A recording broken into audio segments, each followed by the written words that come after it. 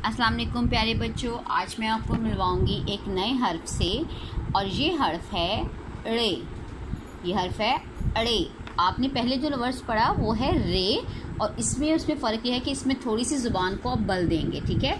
रे और अड़े, ड़, ठीक है। इससे है ये किसी भी हर्फ के शुरू में नहीं आता, ठीक है। ये आपने याद रखनी है कि रे से कोई भी लफ्ज़ शुरू नहीं होता। ये आवाज़ सिर्फ अल्फाज के दरमियान में आती है या उसके एंड पे आती है, ठीक है। जैसे आप देखेंगे इसके दरमियान में आएगा गुड़िया, गुड़िया, ड़, घोड़ा, रा, घोड़ा, गाड़ी, रे, ठीक है। री आया तो गाड़ी। चलिए अब नज़्म पढ़ते हैं। मुन्नी बैठी गुड़िया लेकर, सड़क पर चलता जाए घोड़ा। मुन्नी के अब्बू लाए गाड़ी, जाने के लिए ऊंची पहाड़ी। अब्बू बोले मुन्नी आओ, बहुत हुई घोड़े की सवारी। रे, हमने पढ़ा रे के बारे में।